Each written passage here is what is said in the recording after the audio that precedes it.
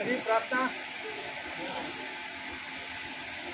વસુદેવ સુતં દેવ સંતતાનુરમાસન દેવકી પરમાનંદં કૃષ્ણં વંદે જગદ્ગુરુ ગુરુર્બ્રહ્મા ગુરુર્વિષ્ણુ ગુરુર્દેવો મહેશ્વર ગુરુર્સાક્ષાત પરબ્રહ્મ તસ્મૈ શ્રી ગુરુવે નમઃ નારાયણં નમસ્કૃત્યં નરં ચૈવ નરોત્તમં દેવીં સરસ્વતી વ્યાસં તતો જયમુદીરયે તતો જયમુદીરયે.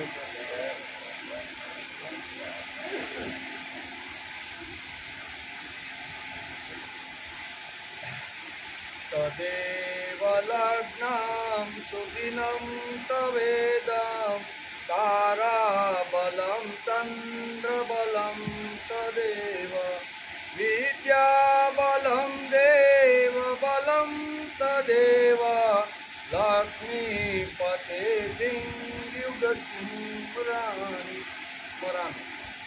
હે લક્ષ્મીપતિ, તમારા બે ચરણ કમળનું હું સ્મરણ કરું છું.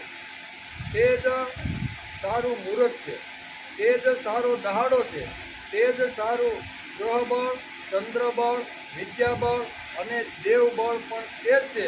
જે સમયે તારા બે ચરણ કમળોનું હું જ્યારે સ્મરણ કરું છું ત્યારે દેવબળ, વિદ્યાબળ, ચંદ્રબળ આ બધું બળ તારા લીધે છે.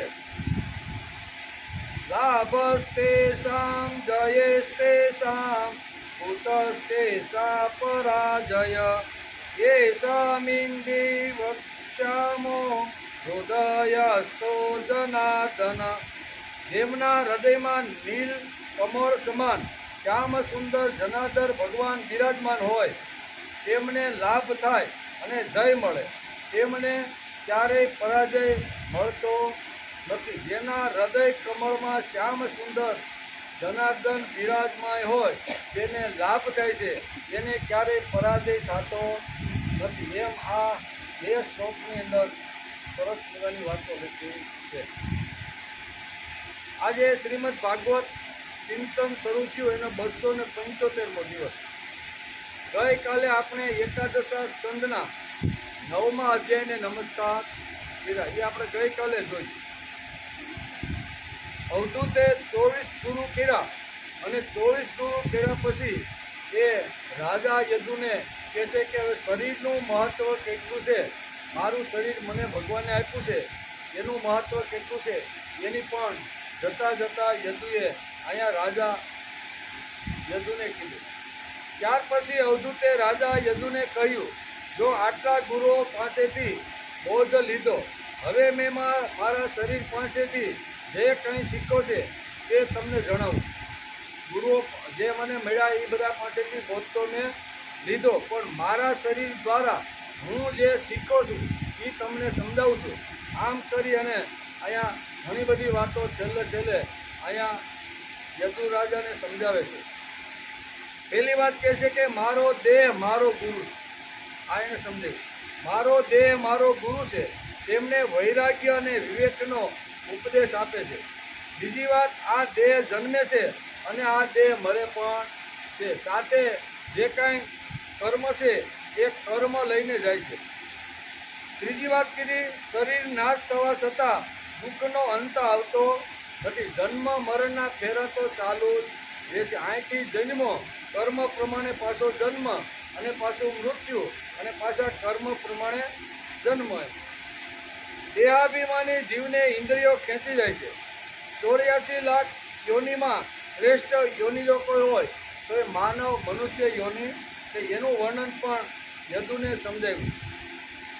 આ શરીર એવી બુદ્ધિથી યુક્ત છે કે જે બ્રહ્મનો સાક્ષાત્કાર કરી શકે કે 84 લાખ યોનિમાં ઘણી બધી યોનિઓ એવી છે, બરોબર, કે આપણા કરતાં ઘણીવાર શારીરિક શક્તિબળ એની પાસે વધારે હોય, બરોબર ને, પણ છતાંય માનવ જે દેહ છે એનાથી જ બ્રહ્મનો સાક્ષાત્કાર થઈ શકે કે બીજી કોઈ યોનિમાં આવી વ્યવસ્થા કરી નથી.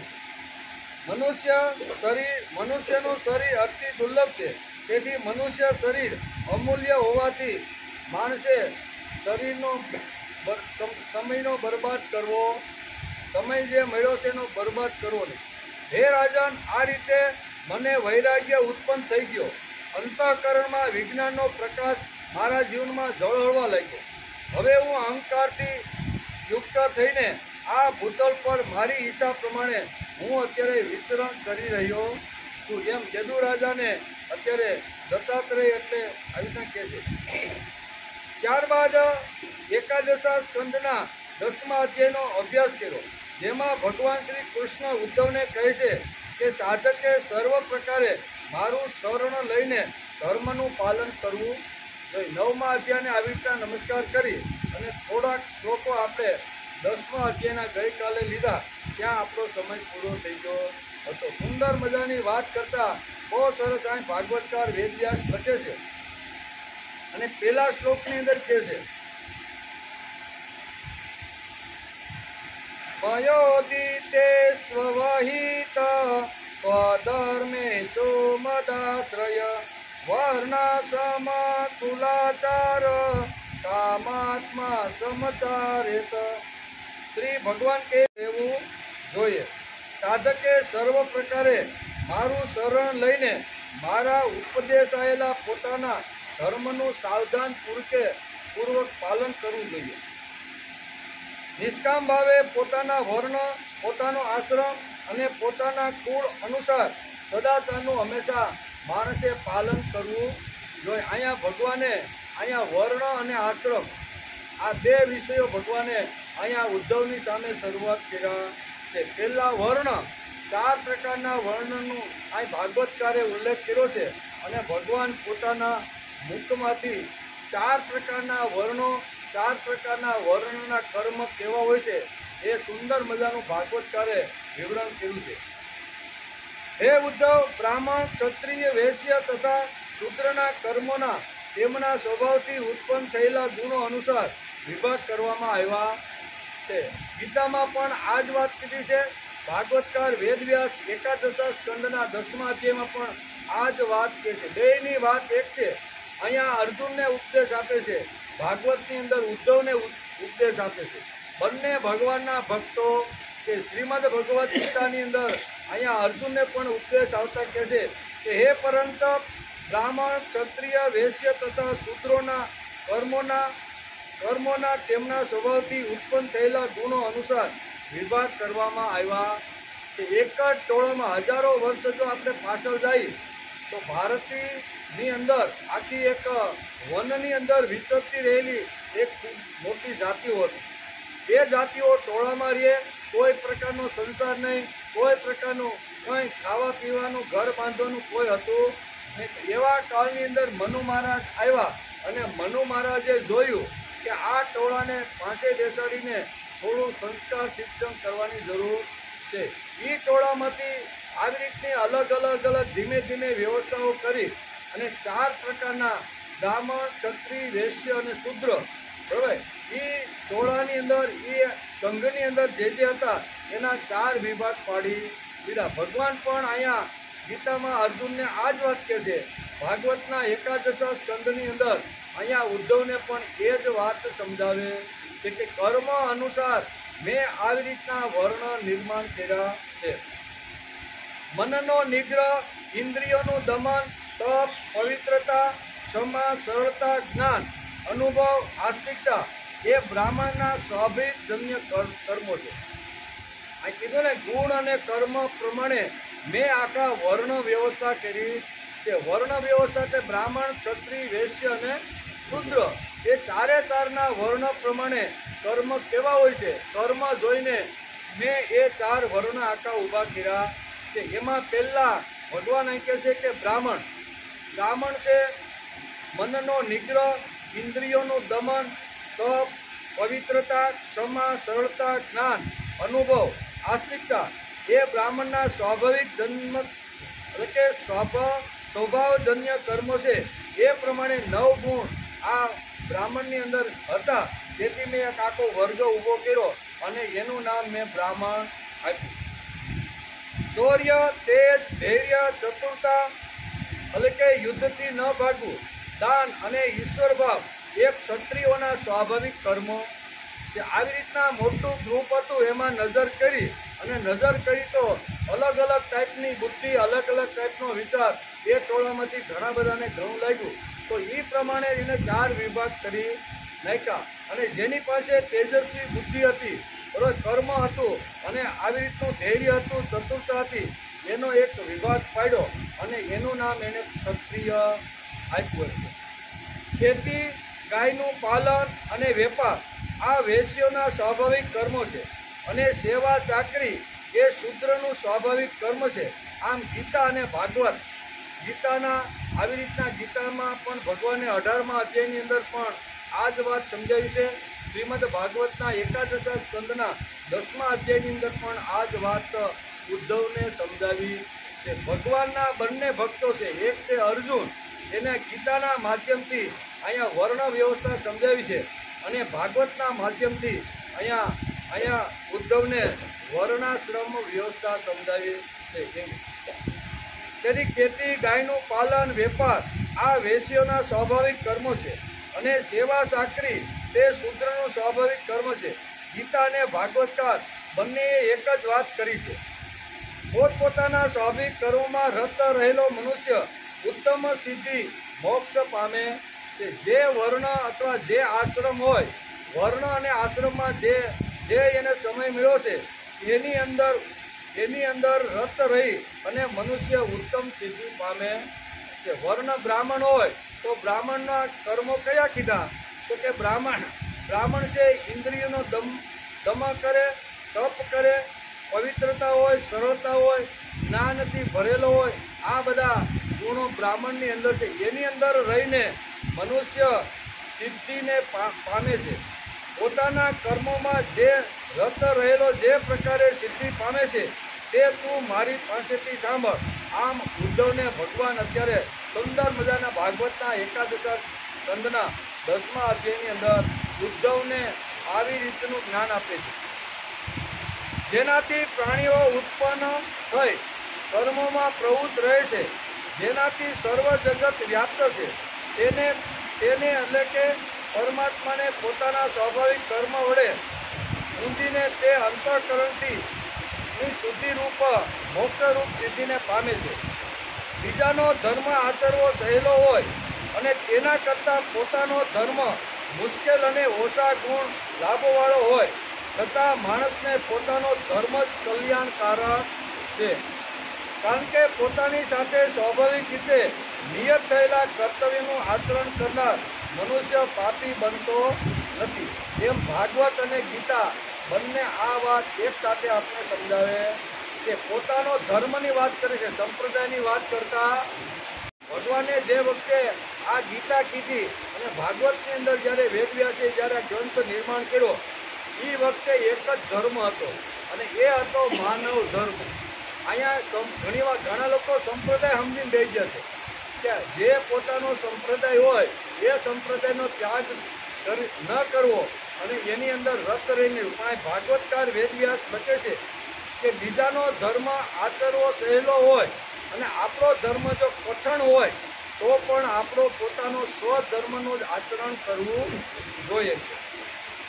હે ઉદ્ધવ, બ્રાહ્મણ, ક્ષત્રિય, વૈશ્ય તથા શૂદ્રોના કર્મોના તેમના સ્વભાવથી ઉત્પન્ન થયેલા ગુણો અનુસાર વિભાગ કરવામાં આવ્યા છે અને તે વિભાગ તમે મારી પાસેથી સાંભળો.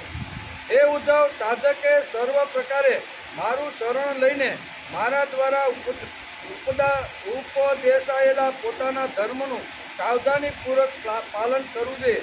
એમ વર્ણ, આશ્રમ અને કુળ આ 3 વાતો ભાગવતકાર વેદવ્યાસે લખી છે અને ભગવાન પોતાના સ્વમુખે અત્યારે ઉદ્ધવને આ વર્ણાશ્રમ વ્યવસ્થા અને વર્ણાશ્રમ ધર્મ સમજાવ્યો છે.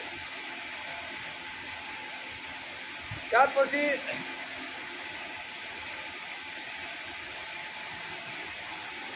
ભગવાન શ્રી કૃષ્ણએ એકાદશા સ્કંદના 10મા અધ્યાયમાં આશ્રમ વ્યવસ્થાના બારામાં જે કહ્યું છે એનો આપણે વિચાર કરીશું.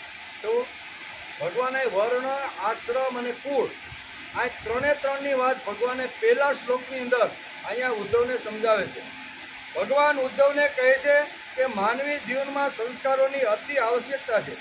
જો મહાન માનવીય નિર્માણ કરવો હશે તો માનવ ઉપર સંસ્કારો અતિ જરૂરી છે. મહામાનવ જો ઊભો કરવાનો છે, મનુષ્ય જો ઊભો કરવાનો છે તો દરેક મનુષ્યને સંસ્કાર ખૂબ જ અગત્યના છે. સંસ્કાર માણસની અંદર, જેમ દૂધની અંદર કેસર નાખી તો એની કિંમત વધી જાય છે, બરોબર ને, બદામ પિસ્તા નાખી તો દૂધની કિંમત વધે છે. એવી રીતે માણસ તો છે જ, માણસ છે, અને એની અંદર જો આવા સંસ્કારો જો નિર્માણ કરવામાં આવે તો માણસની કિંમત વધી જાય છે. એટલે કે ભગવાન ઉદ્ધવને કહે છે કે માનવી જીવનમાં સંસ્કારની અતિ આવશ્યકતા છે. જો મહાન માનવીય નિર્માણ કરવું હશે તો માનવ ઉપર સંસ્કાર અતિ જરૂરી છે. બધા ઉપર જેમ સંસ્કાર થાય છે એમ માનવ ઉપર પણ સંસ્કાર થવા જોઈએ.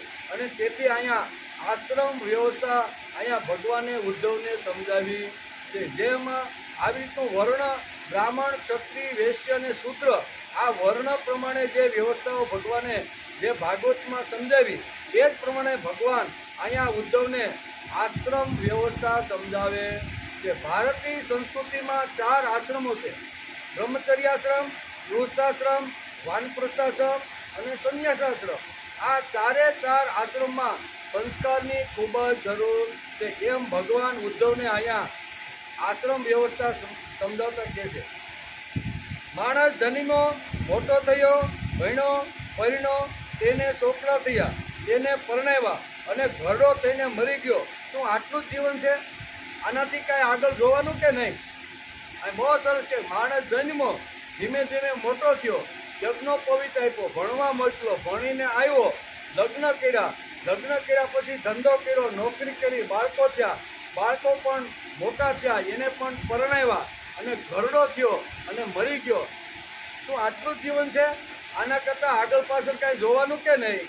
તેથી અહીંયા ભાગવતકાર વેદવ્યાસ કહે છે કે વર્ણાશ્રમ ધર્મની અંદર ભગવાન સ્વમુખે અહીંયા ઉદ્ધવને સમજાવે છે કે આશ્રમ વ્યવસ્થા સમાજની અંદર જો મજબૂત હશે ને તો દરેક માણસ પ્રામાણિક અને આવી રીતનો રહેશે. શું આટલું જ જીવન છે? શું માણસ ઉપર સંસ્કાર ન પડવા જોઈએ? બધા જ ઉપર પડે. કપાસ ઉપર સંસ્કાર પડે, બરોબર, કાચા હીરા ઉપર પડે, ઘઉં ઉપર પડે, ઊન ઉપર જો સંસ્કાર પાડવામાં આવે તો એના બધાની કિંમત વધે કે ન વધે? આપણે બધાને ખબર છે, આપણે ખેડૂતના દીકરા છીએ એટલે ખબર જ હોય કે કપાસ આપણા ખેતરમાંથી ઉતરે ને માર્કેટમાં આપણે લઈ જઈએ તો એક મણના ભાવ વધારેમાં વધારે સારો હોય તો 1500-1700 રૂપિયા મણના આપણે મળે છે. એ જ કપાસ જીનની અંદર જાય, લોઢાય, કપાસિયા જુદા પડે, એમાંથી પૂણી બને અને એમાંથી કાતી અને તાર બને.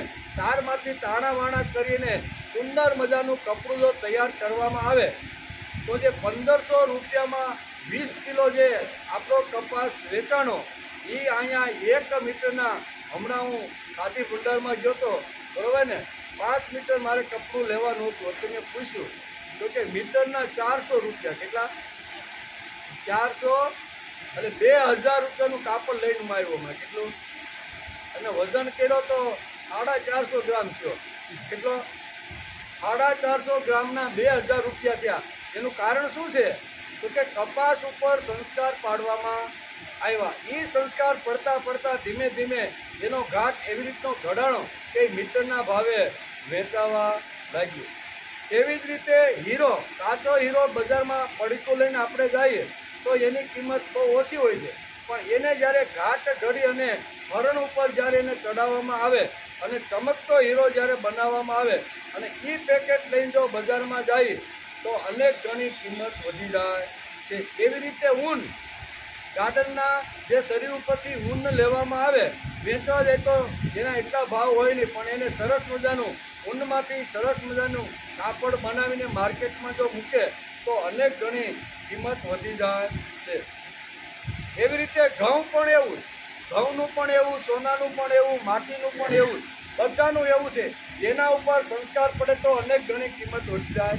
માટી 1 કિલો બજારમાં લઈને વેચવા આપે તો આ તો અમારા ખેતરમાં મફત મળે એમ કરીને આપણે ના પડે. પણ એ જ માટીનો કુંભાર સરસ મજાનો ગારો ખૂંદીને ઘાટ ઘડે અને સરસ મજાની ભંભલી બનાવે અને ભંભલીમાં ઉનાળામાં પાણી ઠંડક રાખે ને અને પછી વેચવા જાય તો કે કેટલા? તો કે 150 રૂપિયા થાય બાપા ભંભલીના. કેટલા? તો એની કિંમત માટી હતી ત્યારે હતી નહીં, પણ માટીની અંદર સંસ્કાર આપવામાં આવ્યા તો સંસ્કાર આપવાથી માણસની કિંમત વધી જાય છે. એવી જ રીતે જેમ ઊન છે, કપાસ છે, માટી છે, ઘઉં છે, સોનું છે, હીરા છે, એ કાચી વસ્તુ હોય ત્યારે એની એટલી બધી કિંમત હોતી નથી. પણ એના ઉપર જ્યારે સંસ્કાર પડે છે ને ત્યારે એની કિંમત અનેક ગણી વધી જાય છે. અનેક ગણી કિંમત વધે તો સમાજમાં એની કિંમત, એમાં માણસની પણ કિંમત વધવી જોઈએ. પણ ક્યારે વધે?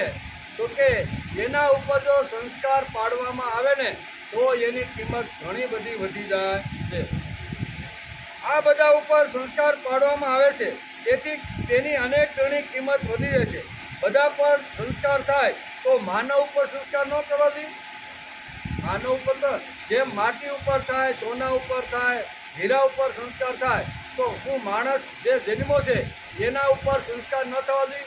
તેથી ભાગવતકાર વેદવ્યાસ લખે છે કે આ જે વર્ણ અને આશ્રમની અંદર જે પ્રથમ જે આશ્રમ છે ને એ સંસ્કાર પાડવાનો આશ્રમ છે, જેને કહેવાય છે બ્રહ્મચર્યાશ્રમ.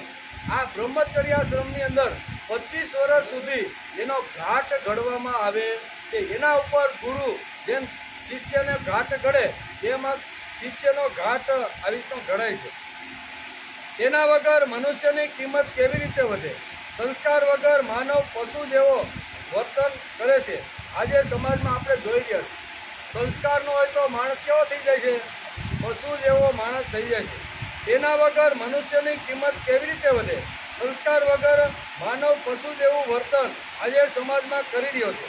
તેથી ભગવાન શ્રી કૃષ્ણે એકાદશ સ્કંદના 10મા અધ્યાયમાં વર્ણ, આશ્રમ અને કુળનું આ ત્રણનું વર્ણન ભગવાને ઉદ્ધવની સામે કર્યું છે અને ઉદ્ધવને આ સુંદર મજાનું તત્વજ્ઞાન સમજાવે છે. કારણ કે ઉદ્ધવનો પ્રશ્ન હતો ને કે મારું જો કલ્યાણ કરવાનું હોય, તમે ભલે અત્યારે અહીંયા જવાની તૈયારી કરતા હોય પણ તમારા વગર હું રહી શકવાનો નથી, મને તમે સાથે લઈ જાઓ. ત્યારે ભગવાન કે આવ્યો જેમ એકલો એમ જવાનું પણ એકલા છે, હું તને સાથે લઈ જતો નથી. ત્યારે ઉદ્ધવ કહેશે કે તો મને મારું કલ્યાણ શેમાં છે, મારું શ્રેય શેમાં છે, મારું સુખ શેમાં છે, એ તમે મને ઉપદેશ આપો. ઉદ્ધવે ભગવાન પાસે ભગવાન જવાની તૈયારી કરી એ વખતે અહીંયા મારું કલ્યાણ શેમાં છે તે તમે મને ઉપદેશ આપો. ત્યાંથી આ વાતની શરૂઆત થઈ છે. સંસ્કાર વગર માનવ હોવા છતાં પણ પશુ જેવું વર્તન કરી રહ્યો છે. ઇન્દ્રિય સુખની પાછળ માણસ દોડે છે. ઇન્દ્રિય સુખ તેને નચાવે છે. માનવ અને પશુમાં ફરક શું? વાત્સલ્ય જેટલું માનવમાં છે તેટલું જ પશુમાં પણ છે. આપણે જેટલો નાના બાળક ઉપર પ્રેમ જેટલો કરીશી, વાત્સલ્યનો ધોધ જે વરસાવી છે ને આપણા બાળક ઉપર, નાના ઉપર, એટલો જ ગાય પોતાના જન્મેલા નાના વાસરડી કે વાસરડા ઉપર એટલું જ વાત્સલ્ય, એટલો જ પ્રેમ વરસાવે છે કે નહીં? એટલે માણસમાં જેમ વાત્સલ્ય છે એમ પશુ પક્ષીમાં પણ એટલું જ વાત્સલ્ય છે. પોતાના બાળકને પોતાના ઈંડા મૂકેલા હોય, નાના બચ્ચા હોય અને ખેતરની અંદર જો કોઈ આવી તો ખેડૂત હાથી હાંકતા જો કદાચ એની વચ્ચે આવી જાય તો એની માં મરવા માટે તૈયાર થઈ જાય. આટલું વાત્સલ્ય એના બાળકો ઉપર હોય છે, જેમ મનુષ્ય જેમ વાસે. તો આ બંને તો બેમાં સરખું છે. તેથી જ ભગવાન શ્રી એટલે કે માણસે એવો કયો વાઘ માર્યો છે કે જેને લીધે પોતાને વખાણે છે, મોટો ગણે છે. આજે સંસ્કારોને ઉડાવી દેવામાં આવ્યા છે. તેથી જ ભગવાન શ્રી કૃષ્ણે એકાદશ સ્કંદના 10મા અધ્યાયમાં આશ્રમ વ્યવસ્થાના બારામાં જે કહ્યું છે તે અફલાતૂન વ્યવસ્થાઓ ભગવાને એકાદશ સ્કંદની અંદર આ 4 વ્યવસ્થાઓ સમજાવી તે 4 આશ્રમનું સુંદર મજાનું વર્ણન ભગવાને અહીંયા ઉદ્ધવને સમજાવ્યું છે. સંસ્કારો સમાજમાંથી જાય તો ચિંતા ભગવાનને થાય. માણસ જન્મો એટલે તેને ખાવા પીવા રહેવા જોઈએ, રહેવા ઘર જોઈએ, પહેરવા વસ્ત્ર જોઈએ, અને પીવા માટે પાણી જોઈએ, અને ખાવા માટે અન્ન જોઈએ. બરોબર? આ આપણું બધું ચાલતું રહેલું છે. આ બાહ્ય સૌંદર્યની આવશ્યકતા તો છે જ, પરંતુ માનસિક, બૌદ્ધિક અને આત્મિક સૌંદર્યને ભોગે એ મેળવીને શું અર્થ છે? તેથી અહીંયા ભગવાને આશ્રમ વ્યવસ્થાનું પ્રકરણ આખું ઉદ્ધવને સમજાવ્યું છે કે માણસ ફક્ત રોટી, કપડાં અને મકાનની પાછળ પડવું જોઈએ, નહીં પડવું જોઈએ એમ વેદવ્યાસ લખતા નથી. પણ ફક્ત ઇન્દ્રિય સુખ માટે માણસે આ બધા પ્રયત્નો કરે છે. તો અંદર રહેલું જે માનસિક, બૌદ્ધિક અને આત્મિક જે સૌંદર્ય છે એના માટે પણ માણસે પ્રયત્ન કરવો જોઈએ. આજે સમાજમાં આંતરિક સૌંદર્યની નિતાંત આવશ્યકતા છે, અને તે આપણા ઋષિઓએ માન્ય કરી છે, અને તેથી ભગવાન એના ઉપર અહીંયા સિક્કો મારે છે. ભગવાન કહે છે કે આશ્રમ વ્યવસ્થા તો કોઈ પણ સમાજ હોય ને એમાં આશ્રમ વ્યવસ્થા ખૂબ જ અગત્યની છે. તેથી બ્રહ્મચર્યાશ્રમ, વૃદ્ધાશ્રમ અને વાનપ્રસ્થાશ્રમ આ આશ્રમનું વર્ણન ભગવાન પોતે જ અહીંયા કરે છે. ઋષિઓએ નાનપણથી જ માનવને સંસ્કાર આપવાની યોજના કરી હતી. તેના માટે જ આશ્રમ વ્યવસ્થા ઊભી કરી. અનાશ્રમી ન નિષ્ઠેત, જે અનાશ્રમી છે તે માનવ નથી, એવી ગર્જના એકાદશા સ્કંદના 10મા અધ્યાયમાં ભગવાને અહીંયા ઉદ્ધવની સામે કરી છે કે વર્ણ, આશ્રમ આવી રીતે અને કુળ પરંપરા માણસે ટકાવવાનો પ્રયત્ન કરવો જોઈએ. ભગવાને કર્યું છે વર્ણ, આશ્રમ અને કુળ પરંપરાનું સુંદર મજાનું વર્ણન ભગવાન અત્યારે ઉદ્ધવને સમજાવે છે. આપણે ત્યાં 16 સંસ્કાર છે, પરંતુ તે બધા સંસ્કારોનું વિવરણ કરવામાં ઘણા દિવસો લાગે. તેથી આપણે બ્રહ્મચર્યાશ્રમ પહેલું જે આખું જે વર્ણન છે ને એ બ્રહ્મચર્યાશ્રમનું વર્ણન છે. માનવના જીવનમાં ઉપનયન સંસ્કારનું અતિશય મહત્વ છે. તેથી ભગવાને પ્રથમ આશ્રમ વ્યવસ્થામાં બાળકને સંસ્કાર બાળપણથી મળવા જોઈએ. તેથી બ્રહ્મચર્યાશ્રમ આશ્રમની પ્રથમ શરૂઆત કરી છે કે બાળકથી નાનપણથી જ નાના બાળકને સંસ્કાર મળવા જોઈએ. ઉપનયન શબ્દમાં ઉપ વત્તા નયન એટલે સંસ્કૃત શબ્દ છે. ઉપ એટલે પાસે અને નયન એટલે લઈ જવું. એનો અર્થ થાય છે પિતાએ પુત્રને સંસ્કારની પાસે લઈ જવાનો પ્રયત્ન કરવો જોઈએ. દાદા હોય તો દાદાએ પણ આંગળી પકડી અને જ્યાં સંસ્કાર સિંચન થતું હોય ત્યાં આંગળી પકડીને બાળકને લઈ જવાનો પ્રયત્ન કરવો જોઈએ. ઉપનયન શબ્દમાં ઉપ વત્તા નયન એટલે પાસે લઈ જવું એવો અર્થ થાય છે. પિતાએ અને દાદાએ આ પુત્રને લઈ જવાનો પ્રયત્ન કરવો જોઈએ. કોની પાસે લઈ જવાનો? બાળકની આંગળી પકડીને કોની પાસે લઈ જવાનો? તો કે પિતેત્વેવ તું મંત્રદ પિતા, મંત્ર આપે તેને પિતા કહેવામાં આવે છે. છોકરાને બ્રાહ્મણ નહીં, પણ પિતાએ મંત્ર એટલે જે વ્રત આપવાનું છે. પિતાએ દીકરાને કહેવું જોઈએ કે મેં જે દ્રષ્ટિથી જીવન ગાળ્યું છે તે જ દ્રષ્ટિથી તારે ગાળવાનું છે. તેના માટે જ ઉપનયન સંસ્કાર કે નાનો બાળક હોય ત્યાંથી પિતાએ બાળક ઉપર સારા સંસ્કાર પડે એના માટે પ્રયત્ન કરવો જોઈએ. અને પહેલો ગુરુ જો કોઈ બાળકનો હોય ને તો એ પિતા પ્રથમ એનો ગુરુ છે. બાળપણથી સંસ્કાર બાળકની અંદર આવે એના માટે મા બાપે પ્રયત્ન કરવો જોઈએ. તેથી ઉપનયન સંસ્કાર છે. તેના માટે બ્રહ્મચર્યાશ્રમ આશ્રમ આવ્યો. ભગવાને સ્વમુખે ઉદ્ધવને આશ્રમ વ્યવસ્થા સમજાવી છે. અહીંયા સાંભળવા આવેલા બધા વિચારવંત છે. તેમણે પણ વિચાર કરવો જોઈએ કે માટી, કપાસ, હીરા ઉપર સંસ્કાર જોઈએ તો શું માનવ ઉપર સંસ્કાર ન થવા જોઈએ? બાળક ઉપર સંસ્કાર ન થવા જોઈએ? બાળકને પણ સંસ્કારની જરૂર છે. પણ આપે કોણ? તો કે પિતા. પહેલો ગુરુ બાળકનો જો કોઈ હોય ને તો એ પિતા કે આંગળી પકડી અને સંસ્કારની પાસે પિતા બાળકને લઈ જાય છે. પણ ઘણી વાર શું થાય, કૂવામાં હોય તો અવેડામાં આવે, ઘણી વાર કૂવામાં હોય તો અવેડામાં આવે. કૂવામાં જેવું હોય તેવું જ અવેડામાં આવે.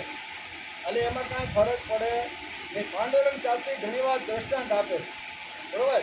કે શ્રાવણ મહિના હમણાં આવે છે ને, કે શ્રાવણ મહિનાના દિવસોની અંદર શિવજીની પૂજાનું ખૂબ જ મહત્વ હોય છે. દરેક ગામની અંદર નદીના કિનારા ઉપર લગભગ મંદિરો આવી રીતના હોય છે. ગામથી થોડેક દૂર ભગવાન મંદિરમાં રહેતા હોય છે.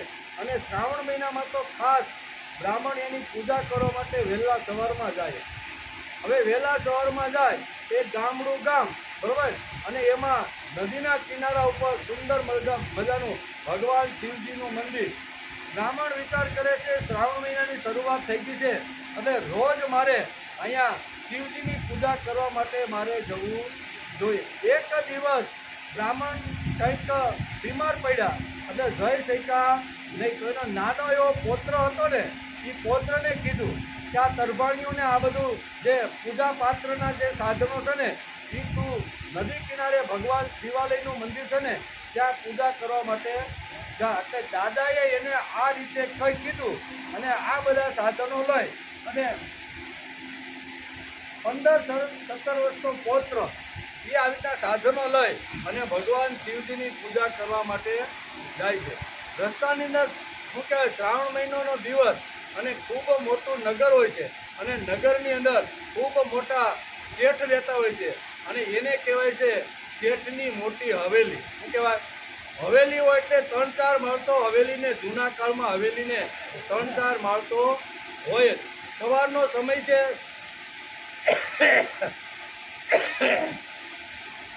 શ્રાવણ મહિનાના દિવસો છે. શેઠ પણ થોડાક વહેલા ઉઠી અને પ્રાતઃ સંધ્યા અને થોડુંક પ્રાતઃ કર્મ કરી અને શાંતિથી ચૂલા ઉપર બહાર બેઠા છે. શ્રાવણ મહિનાના દિવસની અંદર આ બાળક એટલે 15-17 વર્ષનો જે બાળક હતો ને, એ આવી રીતની પૂજા પાત્ર લઈને ભગવાન શિવજીની આવી રીતની પૂજા કરવા માટે જતો હતો. નગર શેઠની નજર રોડ ઉપર આ બાળક આવતો હતો એના ઉપર પડી. એને એમ થયું શ્રાવણ મહિનો છે, બ્રાહ્મણનો દીકરો છે અને પૂજા કરવા માટે જતો હોય એવું લાગે છે. એટલે એને એમ થયું કે શ્રાવણ મહિનામાં મારે થોડુંક દાન પણ કરી લેવું જોઈએ. તો એ હેતુથી એના સામું જોયું. આ છોકરાની નજર પણ એના ઉપર ગઈ. એકાબીજાની નજર મળી. શેઠ થોડુંક હૈસા અને બાળક પણ થોડુંક હૈસો. આ બાળક હૈસો એટલે શેઠે કીધું કે ભાઈ ક્યાં ચાલ્યો? તો કે ભગવાન શિવજીની પૂજા કરવા માટે મારા દાદાએ મને મોકલો છે તેથી હું જાઉં છું. તો કે કાંઈ વાંધો નહીં, જવું હોય તો જજે, પણ તું અહીંયા આવ એમ. અને એમ કરી એને બોલાવે છે અને બોલાવ્યા પછી એને ચા પાણી નાસ્તો બધું કરાવે છે અને કરાવ્યા પછી એને કહે છે કે તે મારા સામું જોઈને હૈસો કેમ? તું મારા મનનો દીકરો છો અને સવારનો સમય છે એટલે એ કે ના મારે તમારી પાસેથી કાંઈ જોતું નથી. તો કે હસવાનું કારણ શું? બહુ જ્યારે નગર શેઠે જ્યારે એને કીધું ત્યારે આ 15-17 વર્ષનો બ્રાહ્મણનો દીકરો કહે છે મારું હસવાનું શેઠ એક જ કારણ છે કે તમારું આ 150 કિલોનું વજનદાર શરીર છે. કેટલું? 150 કિલો. આ 150 કિલો ત્રીજી હવેલીના ત્રીજા અટારી ઉપર તમે બેઠા છો અને અચાનક જો તમને હાર્ટ એટેક આવી જાય, બરોબર ને, તો તમને નીચે કેવી રીતે ઉતારવા? આ તમારું વજન જોઈને મને થોડુંક હસવું આવ્યું અને મને થોડુંક આવી રીતે આ નગર શેઠ જે છે બ્રાહ્મણનો દીકરો છે અને શ્રાવણ મહિનાના પવિત્ર દિવસમાં મને મારવાની વાત કરે છે અને કહે છે તારા બાપાએ તને કાંઈ સંસ્કાર આપ્યા કે નહીં? આવા વિચારો કરે છે નબળા. એમ કરી અને 2 માણસોને નગર શેઠે બોલાવ્યા અને એને ઓરડીમાં પૂરી દીધો. ઓરડીમાં પૂર્યો. 9-10 ક્યાં છોકરો ઘેરે આવ્યો નહીં. છોકરો ઘેરે ના આવ્યો એટલે દાદાને ચિંતા થવા લાગી, બરોબર ને. એટલે એનો જે પુત્ર હતો ને, દાદાનો પુત્ર, એને બોલાવ્યો. 50-55 વર્ષના પુત્રને કહે ભાઈ આ સગન્યો 6 વાગ્યાનો પૂજા કરવા માટે ગયો છે, 10 ક્યાં છે પણ આવ્યો નથી, જરા તપાસ તો કર, આ અટવાણો ક્યાં છે? તો એના ભાઈ તો રવિશંકર મહારાજ તો ઉપડ્યા. બધે જોતા બધાને પૂછતા આ નગર શેઠની હવેલી પાસે આવે છે.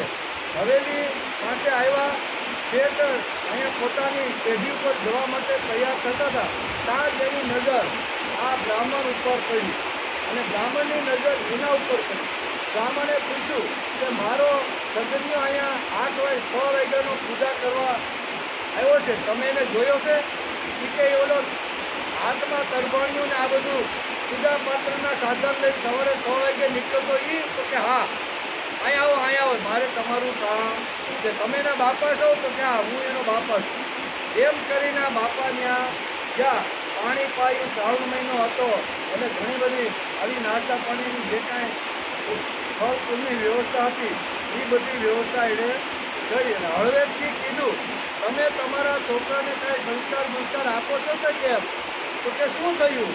તો એને આખી માંડીને વાત કરી કે અહીંયા આવી રીતના સવારમાં 6 વાગે નીકળો, મારા સામે જોઈને હસ્યો, મને એમ થયું કે મારા ગળાની અંદર સોનાનો ચેન છે, એ કદાચ બ્રાહ્મણના દીકરાનું મન એમાં મોહી ગયું છે, તેથી મને એ મળે એટલા માટે હશે એવું મને લાગ્યું. મેં એને ઉપર બોલાવ્યો, મેં એને આપવાની વાત કરી, એને ના પાડી. તો હસવાનું કારણ જ્યારે પૂછ્યું ને ત્યારે મેં હળવેકથી કીધું, તમારા દીકરાએ હળવેકથી કીધું કે આ 150 કિલોનું શરીર એ છે, જો તમે અહીંયા તમારું હાથે થઈ જાય તો તમને આ 3 માળમાં કેવી રીતે નીચે ઉતારવા? મરવાની વાત કહેવાય. મારા છોકરાની બિલકુલ અકલ ક્યાં છે? એ કે આ ઓરડીઓ પીડો તો કે એને ભેગો એને પૂરી ગયું. બરોબર? તો કે મને પૂરવાનું કારણ તો કે તમે એમ કીધું કે આ 150 કિલોનું શરીર છે, એ હાર્ટ એટેક થાય તો એને કેવી રીતે નીચે ઉતારવા? ત્યારે આ ભાઈ જે બીજા જે એનો બાપ આવ્યો હતો એ કે નજર છે તેમાં મૂંઝાવાની કાંઈ જરૂર નથી. મારા દીકરાને થોડીક ઓછી અકલ હશે એટલે એને ખબર પડી નહીં હોય કે આટલું મોટું શરીર સવારમાં 1 કિલો મૃત્યુ પામે તો કેવી રીતે ઉતારું.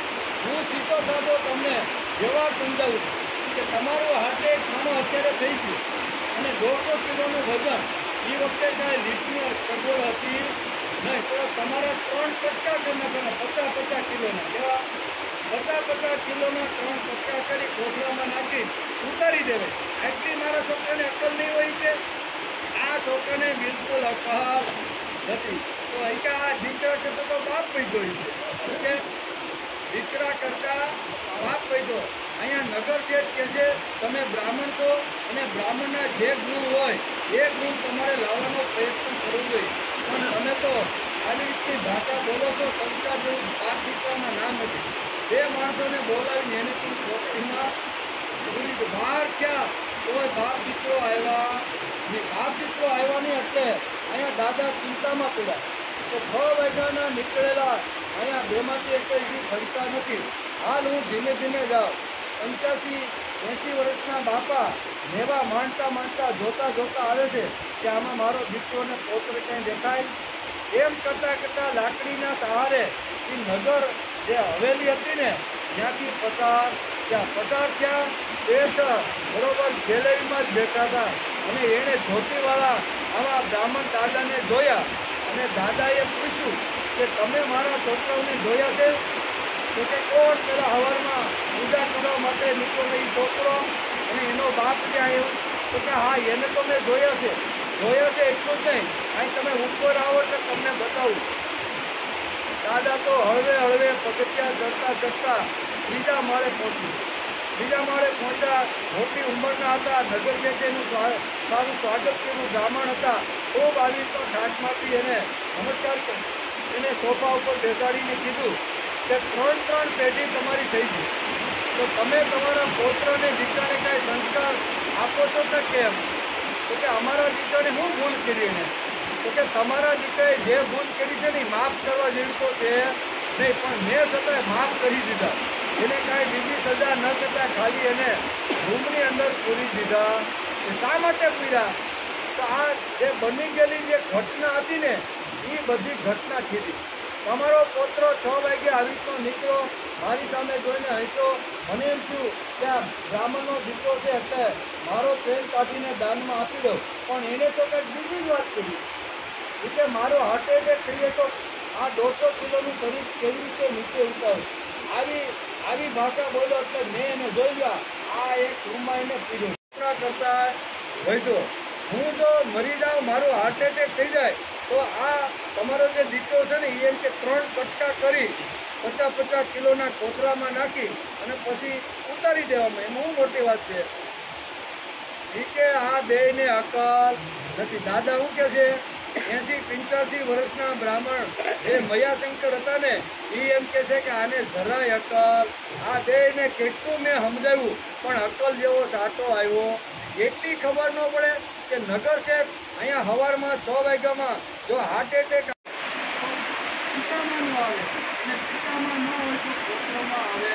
જેથી ભાગવતકાર વેદવ્યાસ કહે છે, અહીંયા ઉદ્ધવને સમજાવતા કહે છે કે માનવી જીવન મળ્યું છે તો જેમાં જળ પદાર્થોની અંદર આવીના સંસ્કાર થાય, ઉન્નની અંદર થાય, માટીની અંદર થાય, કપાસની અંદર આવીના સંસ્કાર પડે જળ વસ્તુની અંદર, તો પણ જળ વસ્તુની અનેક ગણી કિંમત વધી જાય છે. પણ માણસની અંદર જો આ ગુણ પાડવામાં આવે, સંસ્કાર પાડવામાં આવે ને તો માણસની 1000 ગણી કિંમત વધી જાય. એના માટે વર્ણ, આશ્રમ અને કુળ પરંપરાની 2 વિચારધારા છે. એ વિચારધારા ભગવાન અત્યારે બુદ્ધને સારી રીતે સમજાવે કે આશ્રમ વ્યવસ્થાનું વર્ણન કરતા કહે છે કે આશ્રમ વ્યવસ્થાની અંદર પ્રથમ છે બ્રહ્મચર્યા છે અને એની અંદર બાળકની શરૂઆત કરી અને સંસ્કારો એની અંદર પડવા જોઈએ, એટલે કે સંસ્કાર પડવા જોઈએ. તેના માટે જ બ્રહ્મચર્ય આશ્રમ આવ્યો. ભગવાને સ્વમુખ ઉદ્ધવને આશ્રમ વ્યવસ્થામાં સમજાવ્યું છે. અહીંયા સમજાવી છે. આજે અકલમંદ લોકોએ બુદ્ધિનું દેવાળું કાઢ્યું છે. સત્તા અને સંપત્તિની ખુમારીથી બધા પ્રામાણ્યો ઉડાડવાનો પ્રયત્ન હાલે કે આપણા જે ઉત્સવો છે, આપણા જે સંસ્કૃતિના જે સાધનો છે ને એને ઘણા બુદ્ધિશાળી લોકો ઉડાડવાનો પ્રયત્ન કરે છે. દાખલા તરીકે શ્રાદ્ધ બધા પછી 12 દિવસે આવી રીતે કાર્યવિધિ કરી દે તો ભણેલા લોકો, સંપત્તિવાળા અને સત્તાવાર જેને કોઈ અકલમંદ બુદ્ધિ આવી છે ને એવા લોકો આ શ્રાદ્ધને ઉડાડવાનો પ્રયત્ન કરે છે.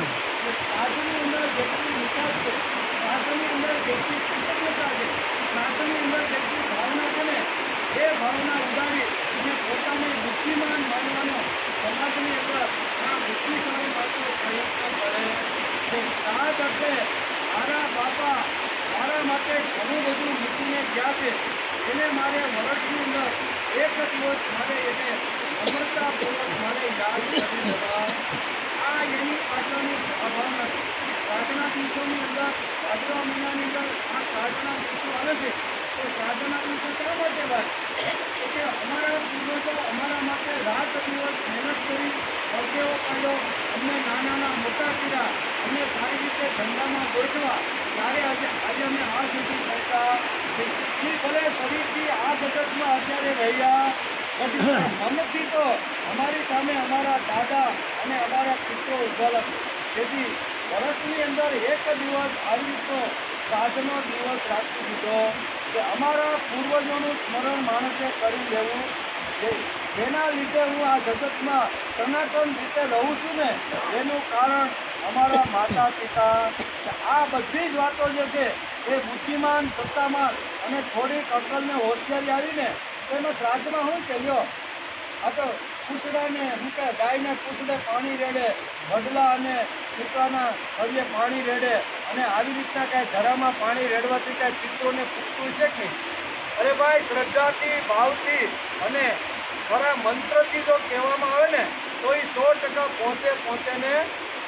આપણો દીકરો કદાચ અમેરિકા ભણતો હોય, પૈસાની ખૂબ જરૂરિયાત પડી હોય, હજી ખાલી ભણવાનું ચાલુ હોય અને જોબ હજી મળી ન હોય અને પૈસાની જરૂરિયાત હોય અને બાપાને કહે બાપા 2 લાખ રૂપિયા તમે તાત્કાલિક મોકલો, અભ્યાસ મારો અધૂરો રહી જશે. બાપા અહીંયા બેંકની અંદર અહીંયા ભારતીય ચલણ એટલે કે રૂપિયાના રૂપની અંદર ચલણ જમા કરાવે 2 લાખ રૂપિયા, બરાબર, અને અમેરિકાનું જે ચલણ છે એનામાં રૂપાંતર થઈ અને 2 લાખમાં ડોલરમાં મળે કે ન મળે? મળી જાય છે. ભારતની બેંકની અંદર જે માણસ પોતાના દીકરા માટે અમેરિકામાં જે રૂપિયાનું ચલણ મોકલે છે એને ડોલરના રૂપની અંદર અમેરિકામાં આ પૈસા મળે છે કે નથી મળતા? એ જ 2 લાખના રૂપાંતરના એટલા જ પૈસાને ત્યાં મળી જતા હોય છે. તો આવી રીતે શ્રદ્ધાથી, ભાવથી અને મંત્રયુક્ત જો આવી રીતનું શ્રાદ્ધ કરવામાં આવે તો અમારા પિતૃ જે યોનિમાં ગયા છે, જ્યાં આવી રીતનું કર્મ પ્રમાણે એને જન્મ મળ્યો છે, તો એ જે યોનિમાં હોય ભગવાન એને સુખ, શાંતિ, સમાધાન આપે. આની શું કહેવાય, શ્રાદ્ધની પાછળ માણસનો આ હેતુ રહેલો છે. પણ ભણેલા ગણેલા ઘણીવાર આવી જાય. આજે અક્કલમંદ લોકોએ બુદ્ધિનું દેવાળું કાઢ્યું છે, સત્તા અને સંપત્તિની કુમારીથી બધા પ્રામાણ્યો ઉડાડવાનો પ્રયત્ન કરે છે. એવી રીતે યજ્ઞ હોય, મંદિર હોય, આને પણ ઉડાડવાનો પ્રયત્ન કરે છે. પણ એના ઊંડાણમાં આપણે જઈએ તો જ આપને ખબર પડે કે આના મૂળિયા કેટલા મજબૂત છે. કદાચ આપણે ગંગા છે ને કલકત્તામાં બેસી આપણે જઈએ અને કલકત્તામાં જે કહે છે ને કે સાગરને જે વખતે ગંગા મળે છે એ વખતે તો ગંગાનું તમે આચમન લઈ શકતા નથી, કારણ કે ગંગા એટલી બધી 2000 કિલોમીટર કાપીને અહીંયા આવે છે, ત્યાં સુધીમાં ગંદી થઈ જાય કે અંદર આટલી ગંદી થયેલી જે ગંગા છે ને એ મારા વાલા કોઈ કાનાને મનાવો રે, એ કોઈ લાવે જમનાજી ને કોઈ લાવે ગંગાજી, કાનાને મોરાવે રે, એ નંદા બાવાના રોટલાયું કાનો ગોઠણિયા વાવે રે, એ કોઈ કાનાને મનાવો મારા વાલા, કોઈ કાનાને મનાવો રે, એ કોઈ લાવે અંગદાને કોઈ લાવે જબલા, કાનાને તેરાવે રે, એ નંદા બાવાના રોટલાયું પર કાનો ગોઠણિયા વાળે રે, એ કોઈ કાનાને મનાવો મારા વાલા, કોઈ કાનાને મનાવો રે, એ કોઈ લાવે માખણ કોઈ લાવે મિસરી, કાનાને ખવડાવે રે, એ નંદર બાવાના રોટલાયું કાનો ગોઠણિયા વાળે રે, એ કોઈ કાનાને મનાવો મારા વાલા, કોઈ કાનાને મનાવો રે, એ કોઈ લાવે મૂંગો કોઈ લાવે મોરકી, કાનાને સરદારે રે, એ નાના બાવાના રોટલાયું કાનો ગોઠણિયા વાળે રે, એ કોઈ કાનાને મનાવો મારા વાલા, કોઈ કાનાને મનાવો રે, કોઈ લાવે કાડલાને કોઈ લાવે કાનાને પહેરાવે રે, એ નંદા બાવાના રોટલાયું પર કાનો ગોઠણિયા વાળે રે, એ કોઈ કાનાને મનાવો મારા વાલા, કોઈ કાનાને મનાવો રે, એ કોઈ લાવે લાડુ ને કોઈ લાવે મીઠાઈ, કોઈ લાવે લાડુ ને કોઈ લાવે મીઠાઈ, કાનાને દમાડે રે, એ નંદા બાવાના રોટલાયું પર કાનો ગોઠણિયા વાળે રે, એ કોઈ કાનાને મનાવો મારા વાલા, કોઈ કાનાને મનાવો રે, એ કોઈ લાવે ગાજી ને કોઈ લાવે દૂલા, કાનાને દુલાવે રે, એ નંદા બાવાના રોટલાયું કાનો ગોઠણિયા વાળે રે, એ કોઈ લાવે પાન ને કોઈ લાવે બીજા, કાનાને ખવડાવે રે, એ નંદા બાવાના રોટલાયું કાનો ગોઠણિયા વાળે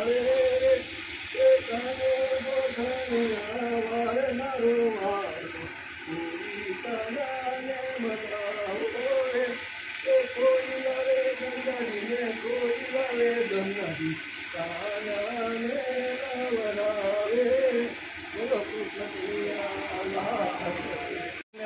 આપે બરોબર ને. અને પ્રશ્ન અહીંયા ઉદ્ધવે પૂછ્યો હતો કે મારું કલ્યાણ શેમાં છે?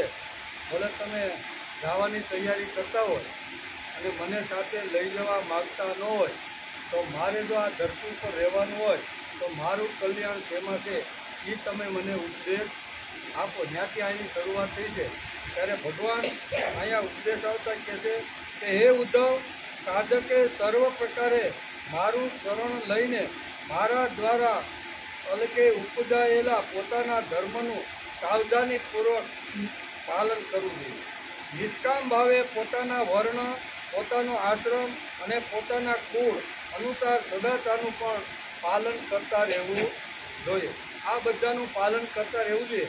એમાં સુંદર મજાની આશ્રમ વ્યવસ્થા ભગવાન શ્રી કૃષ્ણે અત્યારે સમજાવી છે. પણ ઘણા લોકો, બુદ્ધિમાન લોકો હોય, અક્કલમંદ લોકો હોય ને, એ ઘણીવાર આપણા આ બહુ જબરદસ્ત જે આપણા જે પ્રતીકો અને આપણા જે ઉત્સવો છે ને એને ઘણીવાર આ લોકો આવી રીતના ડિલીટ કરવાનો પ્રયત્ન કરે છે. સંસ્કાર વગર માણસની કિંમત થતી નથી. રસ્તા ઉપર રખડતો કૂતરો જુદો અને શું કહેવાય એલ્સેશિયન કૂતરો જુદો જાય છે ને બધા. અહીં જે છે ને એને આપણા કરતાં વધારે ખોરાક જોઈએ છે ને આપણે જે ખર્ચ થાય ને આખા દિવસમાં એના કરતાં એક કૂતરાનું ખર્ચ એને વધારે. શા માટે ભાઈ? રોડ ઉપર કૂતરા છે, અહીંયા પણ કૂતરો છે, પણ આની ઉપર સંસ્કાર પાડવામાં આવ્યા છે અને એ સંસ્કારને હિસાબે એની કિંમત છે. ટાંગાવાળાનો ઘોડો જુદો અને રેસનો ઘોડો જુદો. ઘોડા તો બે કહેવાય, એક ટાંગાવાળાનો હોય અને એક રેસનો હોય. આપણે હિમાલયની અંદર જ્યારે 4 ધામ યાત્રા જાય ને, બદ્રિકાશ્રમને, યમુનોત્રીને, ગંગોત્રીને, તો એની અંદર પણ ઘોડાઓ હોય છે, ચટ્ટુ હોય છે. એ ઘોડો જુદો બરોબર. એ તો તમારે 1200 કે 1500 2000 રૂપિયા આપો તમને એટલે 12-13 કિલોમીટર તમને લઈ જાય ને પાછા લાવી. એ ઘોડો જુદો. અને રેસની અંદર જે ઘોડો છે એ પણ જુદો. રેસની હરીફાઈમાં મૂકો અને જો આગળ જઈને પહેલો નંબર લાવી જાય તો લાખો રૂપિયાનો ઢગલો એ ઘોડા ઉપર થાય. ઘોડા તો બેના ઉપર છે પણ એકની ઉપર સંસ્કાર પડ્યા છે તેથી તેની કિંમત વધે છે. આ બધું જોતા સંસ્કાર ખૂબ જ જરૂરી છે. પશુ પક્ષી એટલે કે ઘન માટી પર સંસ્કારની જરૂર છે તો શું માનવને સંસ્કારની જરૂર નથી? માનવને પણ સંસ્કાર જોઈએ છે. તેથી ભગવાન શ્રી કૃષ્ણે આશ્રમ વ્યવસ્થાના બારામાં બ્રહ્મચર્યાશ્રમથી શરૂઆત કરી અને સંસ્કાર માણસને બ્રહ્મચર્યાશ્રમમાંથી જ મળવા જોઈએ એવું અહીંયા આશ્રમ વ્યવસ્થામાં શરૂઆત કરી છે. ભાગવતકાર વેદવ્યાસે ચતુરાશ્રમની શરૂઆતમાં જ બ્રહ્મચર્યાશ્રમની ચર્ચા લખી છે અને ભગવાને ઉદ્ધવની સાથે આ ચર્ચા કરી છે. ઉપનયન સંસ્કાર એ ધાર્મિક દીક્ષા વિધિ છે. કામાચાર, કામવાદ અને કામ ભક્ષણ ઉપર નિયંત્રણ માન્ય કરવું છે. તેથી બ્રહ્મચર્યાશ્રમની અંદર આ સંસ્કાર પ્રથમ પડવો જોઈએ. કામાચાર, કામવાદ અને કામ ભક્ષણ આ 3 પ્રમુખ વાતો પર નિયંત્રણની જરૂર છે.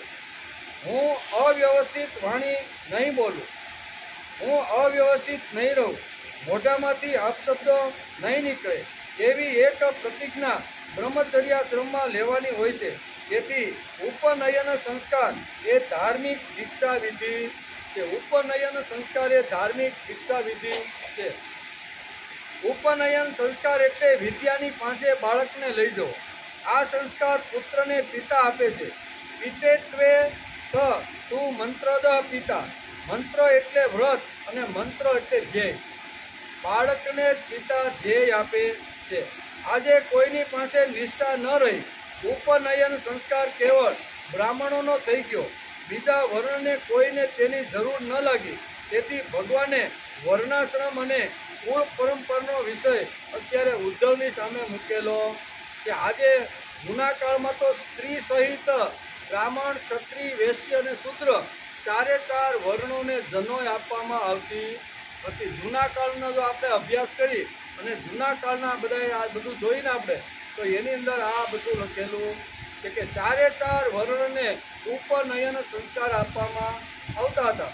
ધીમે ધીમે ધીમે એ સંસ્કાર પડે એટલે જીવન પણ સારી રીતે જીવવું પડે.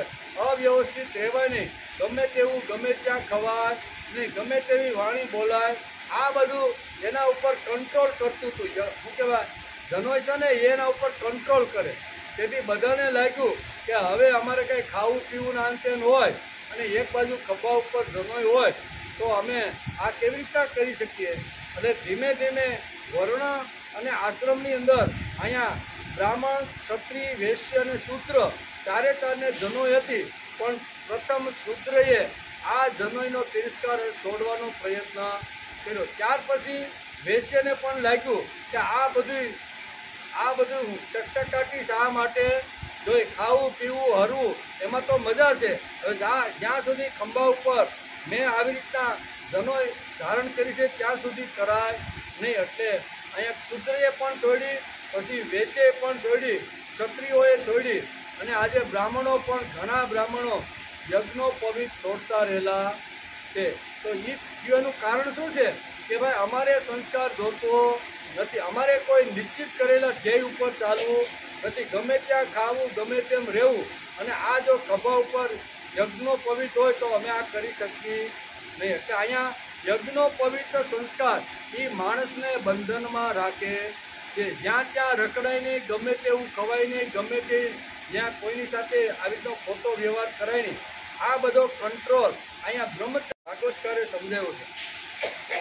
એટલે કે આજે કોઈની પાસે નિષ્ઠા રહી નથી. ઉપનયન સંસ્કાર કેવળ બ્રાહ્મણોનો થઈ ગયો છે, બીજા વર્ણને કોઈને તેની જરૂર ન લાગી. તેથી ભગવાનને વર્ણાશ્રમ અને કુળ પરંપરાનો વિષય ઉદ્ધવને સમજાવ્યો છે. આપણી સાથે સ્વતંત્ર થયેલા ઇઝરાયલના સેનેટર આપણે 1947માં આઝાદ થયા ને, એવી રીતે ભારત જેવા ઘણા બધા દેશો હતા કે જેના ઉપર અંગ્રેજો રાજ કરતા હતા. અંગ્રેજોનો સૂર્ય આથમતો નહીં એવું કહેવામાં આવતું, કારણ કે એટલી સત્તા બધા 200 દેશ ઉપર, ઘણા દેશો ઉપર આ અંગ્રેજોની સત્તા ચાલતી હતી. ઘણા બધા દેશોને અંગ્રેજોએ ગુલામ રાખ્યા હતા. એમ 1947ની અંદર આપણે જેમ આઝાદ થયા ને એમ ઇઝરાયલ પણ 1947માં આઝાદ થયું. આઝાદ થયા ભેગા એની એક મિટિંગ મળી, બરાબર ને, એની એક એટલે કે સિનેટરની એક મિટિંગ મળી અને એમાં ડૉક્ટર હાઇટ મેન હતા. તેઓ ઓક્સફર્ડ યુનિવર્સિટી કેમ્બ્રિજમાં ભણતા હતા. પેઢીઓથી અંગ્રેજી બોલતા હતા. વર્ષોથી અંગ્રેજીનું શાસન એના ઉપર હતું અને વર્ષોથી અંગ્રેજી બોલતા હતા. પણ ઇઝરાયલની અંદર બધાને ખબર પડી કે ઇઝરાયલ હવે આઝાદ થઈ ગયું છે. અંગ્રેજોની સત્તા અહીંયા મૂકી અને એ લોકો ઇંગ્લેન્ડ જતા રહ્યા છે. ઇઝરાયલને સ્વતંત્ર મળ્યું તે વખતે ડૉક્ટર એટલે કે હાઇડ મેનને પૂછવામાં આવ્યું કે તમારી શિક્ષણ પદ્ધતિ કેવી રહેશે.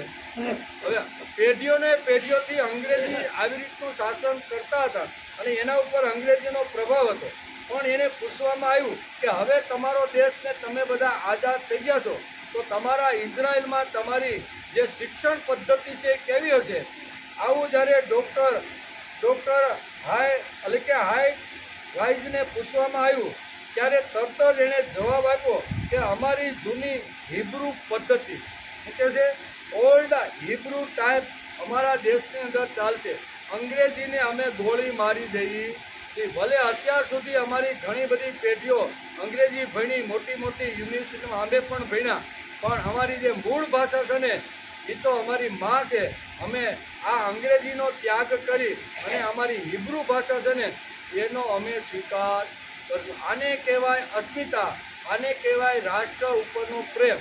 1947માં આપણે આઝાદ થયા, અંગ્રેજીના પાસમાં એટલા બધા આપણે બંધાઈ ગયા ને કે અંગ્રેજી છોડવા માટે તૈયાર થયા નહીં. અને સંસ્કૃતની આપણી જે મૂળ ભાષા હતી એને પકડવા માટે કોઈએ પ્રયત્ન કર્યો નહીં. ઇઝરાયલના લોકોએ એક જ ધડાકે કહી દીધું અત્યાર સુધી અમે જે ભણ્યા તે ભણ્યા મુબારક, પણ હવે અમે અમારી જ ભાષા અમારા રાષ્ટ્રની અંદર ઊભી કરીને એમાં જ અમારા બધા વ્યવહાર ચાલશે. આપણે ભારતમાં 1947 પછી કઈ ભાષા હાલે છે? કોઈ સંસ્કૃત આવી ક્યાંય કોઈ વ્યવહારમાં આવી નથી. કહેવાનો અર્થ કે તરત જ એને જોવા તો તેમને લાગ્યું કે અમારા પૂર્વજોએ કંઈ વિદ્યાનો વારસો રાખ્યો છે, તેના માટે અમારે વિચારવું જોઈએ.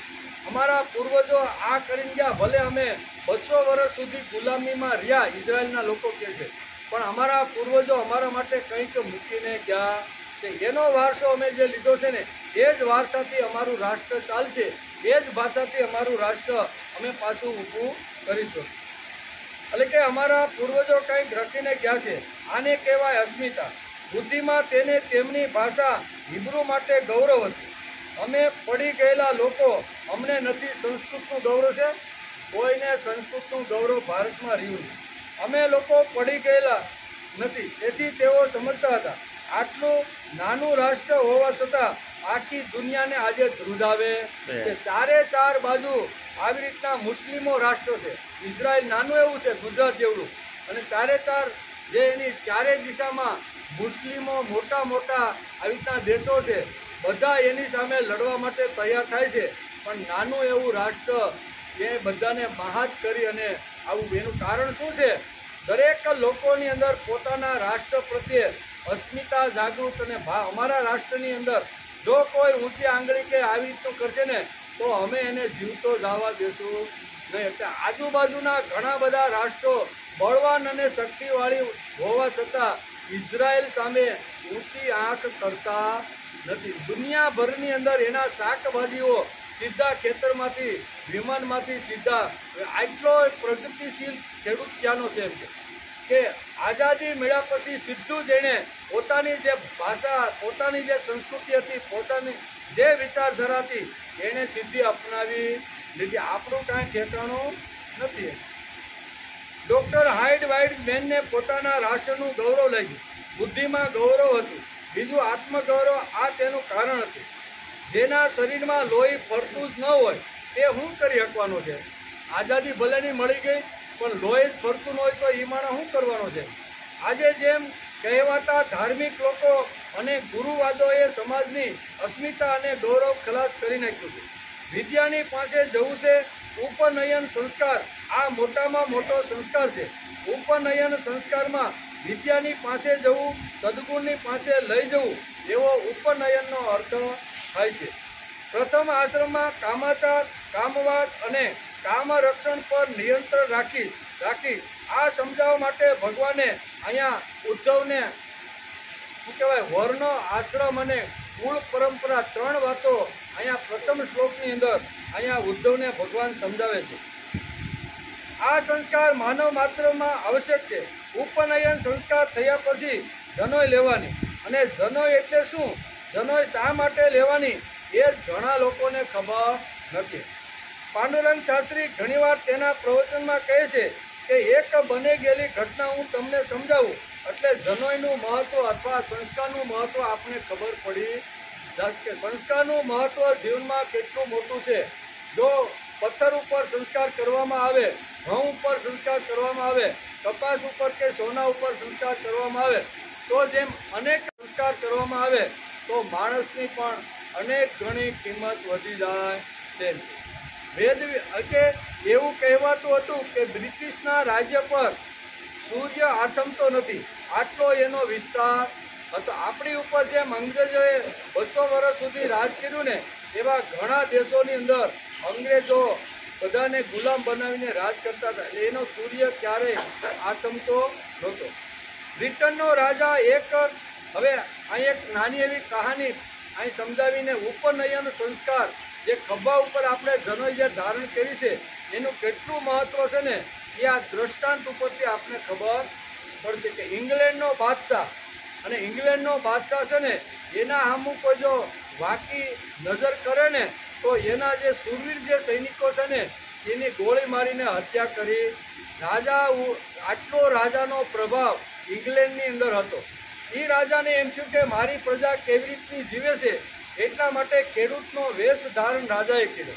બરોબર, એ ખેડૂતનો વેશ, માથે સરસ મજાની પાઘડી, કરલબંધ કર્યું, અને આવી રીતનો હાથમાં એક લાકડી લઈ અને પોતાની પ્રજા કેવી રીતની જીવે છે, પોતાનું સૈન્ય અહીંયા સરહદ ઉપર કેવી રીતનું રક્ષણ કરે છે, આ બધું હું સૂકી રીતે જરીકતો જો એમ કરી અને રાજા અહીંયા વેશ પલટો કરી અને આ સમાજની અંદર ફરતો ફરતો ફરતો એક મિલિટરીનો જે કેમ્પ હોય છે ને એ મિલિટરીના કેમ્પ પાસે આવ્યો અને મિલિટરીનો જે કેમ્પ હતો એનો કેપ્ટનને કાંઈ કામ હતું નહીં, એટલે એનો જે રાવટી અથવા એનો જે પડાવ હતો એમાંથી બારો નીકળી અને ખુરશી ઉપર લાંબા ટાટિયા કરી અને ચીરું પીતો બેઠો બેઠો આ કેપ્ટન કહેતો હતો. તો એના પાસેથી રાજા અહીંયા વેશ પલટો કરી નાખ્યો છે. એટલે આ અમારો રાજા છે એ અહીંયા પ્રજા કે કેપ્ટનને ખબર હતી ને લાંબા ટાટિયા કરેલા છે, ચીરું પીતો રહેલો કેપ્ટન છે એની પાસે હળવેકથી આવી અને આ સૂકા વેશની અંદર રાજાએ ખેડૂતોને પૂછ્યું કે ભાઈ મારે પીટર્સબર્ગ જવાનું છે અહીંથી, તો આ 3 રસ્તા પડે છે, મને ખબર નથી કયો રસ્તો પીટર્સબર્ગ જાય છે અને પીટર્સબર્ગ જવાનું હોય તો આમાં કયો રસ્તો છે. આવો જ્યારે અહીંયા સૂકા વેશની અંદર ખેડૂતના વેશમાં રાજાએ જ્યારે કેપ્ટનને આ જ્યારે પ્રશ્ન કર્યો ને ત્યારે કેપ્ટન કોઈ બીજા જ વિચારમાં જીવ પીતો પીતો કંઈક જુદા જ વિચાર જુદી જ દુનિયામાં હતો. એને એમ થયું કે આટલો મોટો મિલિટરીનો હું માણસ, મારી નીચે હજારો સૈનિકો આવી રીતના કામ કરતા રહે, હું આખો કેપ્ટન એટલે હું આખો વડો છું અને મારા જેવાને આ સામાન્ય ખેડૂત માથે પાઘડી બાંધીને વળી કરોડબંધ ચડી અને મને પૂછે છે, મારા જેવા મોટા માણસને આવું પૂછાય? એમ કરી અને ખુરશી ઉપરથી ઊભો થાય અને આ ખેડૂતને એક લાત મારી અને ભોંય ભેગો કરી દે છે. ભોંય ભેગો થઈ ગયો, ધૂળ ચાટવા માંડ્યો અને આ તો રાજા ભાઈ આખા ઇંગ્લેન્ડના રાજાને કોઈ જો ગાળ આપે ને અથવા કોઈ ખરાબ કહે ને તો ત્યાંના સૈનિકો એને સીધો ગોળીથી ઠાર કરી નાખે. આટલી એની સત્તા હતી, આટલું એનું વર્ચસ્વ હતું અને એ જ રાજા ધૂળની અંદર ધૂળ સાટતો સાટતો 2 હાથ જોડી અને કેપ્ટનને કહેશે કે મેં તમને મારે અહીં 3 રસ્તા પડે છે, ખબર નથી કયા રસ્તે જવાનું છે, મેં તમને આવો રસ્તો પૂછ્યો અને તમે મને આવી રીતે લાત મારીને ભોંય ભેગો કરી દીધો. હું તમને 2 હાથ જોડીને નમ્રતાથી પૂછું છું કે ભાઈ મારે પીટર્સબર્ગ જવું છે, અહીંયા આજુબાજુમાં કોઈ છે નહીં, તમે એક જ છો તો મને પીટર્સબર્ગનો માર્ગ હોય. બીજી લાત મારી અને વધારે ધૂળ ખાતો રાજાને કરી દીધો. આમ લાત પછી લાત 3 લાત મારી. કેટલી? 3 લાત મારી. અહીંયા ઇંગ્લેન્ડનો રાજા અંદર મનની અંદર હસતો રહેલો છે બરોબર. અને અહીંયા કેપ્ટનનો જે વ્યવહાર છે ને એ એકદમ આવી રીતનો બેફિકરનો એનો વ્યવહાર છે, જેથી આ માણસને આવી રીતનો મારે છે.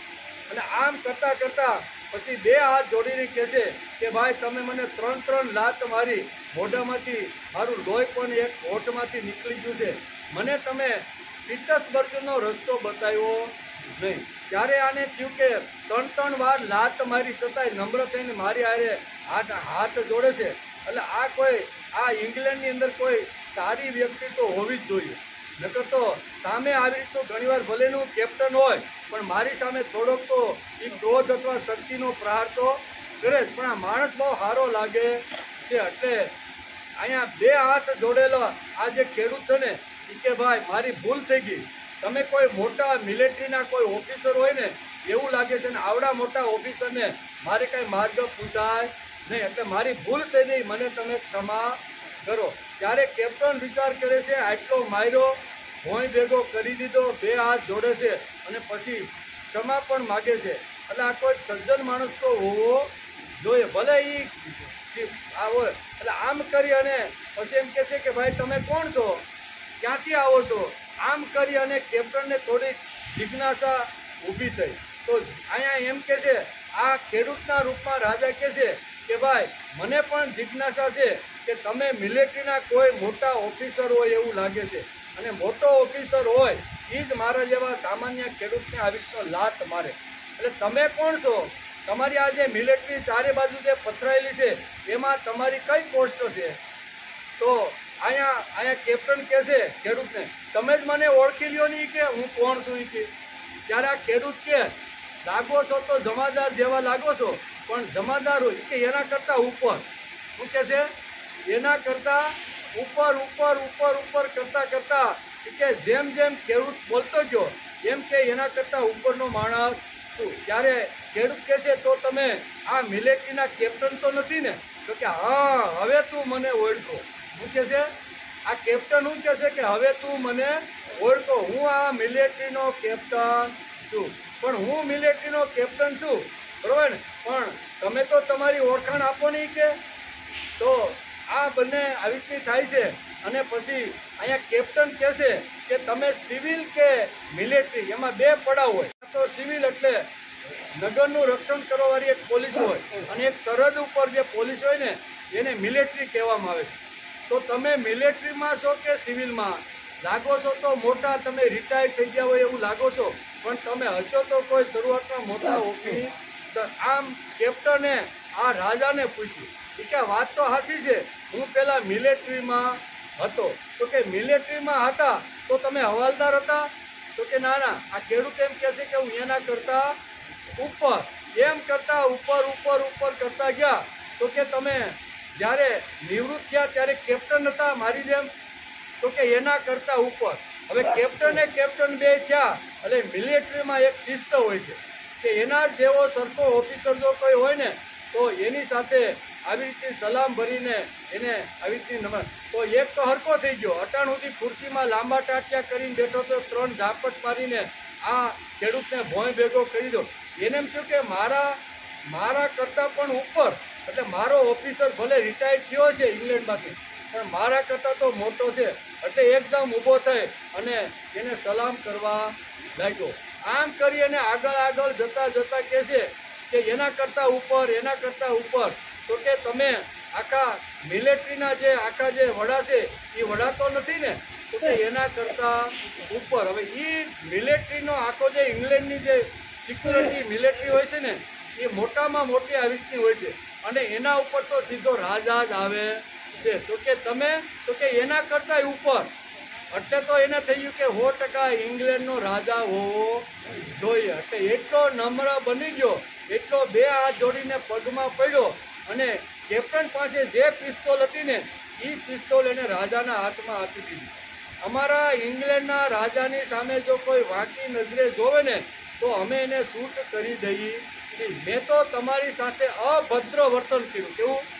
માણસને ન શોભે એવું વર્તન કર્યું, 3 ઝાપટ મારી અને અમારા રાજાને મેં ભોય. તેથી તમે મને શૂટ કરીને તમે મને મારી નાખો. મારી ભૂલ થઈ ગઈ છે અને ભૂલનું મારે પરિણામ ભોગવો. આમ કરી અને આ કેપ્ટન મરવા માટે તૈયાર થઈ ગયો. રાજા કે આવો સરસ કેપ્ટન, રાષ્ટ્ર માટે જેટલો આદર, લાખો રૂપિયા ખર્ચી અને આ પોસ્ટ ઉપર મેં જેને પહોંચાડ્યો છે એ માણસને મારે મારવો થોડો નહીં, પણ હું તને એક શિખામણ આપું છું. એમ કરીને કહે છે કે જ્યારે હું ખેડૂતના રૂપની અંદર મેં તને પીટર્સબર્ગ જવાનો રસ્તો પૂછ્યો ત્યારે તારું વર્તન મારી સાથે કેવું હતું? તો કે અભદ્ર હતું, ગાળાગાળી હતું. તને એમ હતો કે હું આટલો મોટો ઓફિસર છું અને સામાન્ય ખેડૂત મને પૂછે છે, આની જાતને હું સમજે છે એમ કરીને મેં તમને લાત. તને એમ હતું કે હું સામાન્ય માણસ છું, ઇંગ્લેન્ડનો સામાન્ય ખેડૂત છું, અને ખેડૂત તરીકે હું જ્યારે તારી સામે ઊભો રહીને મેં જ્યારે રસ્તો પૂછ્યો ત્યારે તારું વર્તન એકદમ ખરાબ, અધપતિત અને આવી રીતનું હતું. અને પછી તને ખબર પડી કે મેં જેને લાત મારી છે એ તો અમારો ઇંગ્લેન્ડનો બાદશાહ છે. અમારો જે રાજા છે ને એ રાજા સામે કોઈ આવી રીતની આંગળી સીંધી શકે નહીં. અને તો હું ફેર પડ્યો ભાઈ, હું તો ઈનો ઈ છું. પેલા અડધી કલાક પહેલા તે મને 3 ઝાપટ મારીને ભોંય ભેગો કર્યો હતો, ઈનો ઈ હું છું. પણ હવે તું સલામ ભરી 2 હાથ જોડી પિસ્તોલ મારા હાથમાં મૂકી અને તારું વર્તન બદલી ગયું. તો તારું વર્તન બદલવાનું કારણ શું છે? કે આ ઇંગ્લેન્ડનો બાદશાહ છે. એવી રીતે હું તને સજા કરું છું કે 24 કલાક ઇંગ્લેન્ડનો બાદશાહ મારી સાથે છે, એટલે તારું અભદ્ર વર્તન ક્યારેય રહેશે નહીં. મને જોયા પછી, મને સાંભળ્યા પછી હું ઇંગ્લેન્ડનો રાજા છું આટલું તારા મનમાં આવ્યા પછી તારું 100% વર્તન બદલી ગયું કે નહીં? નમ્ર થઈ ગયો, વિવેકી થઈ ગયો, પગમાં પડી ગયો, મારી ભૂલ થઈ ગઈ, મને શૂટ કરો.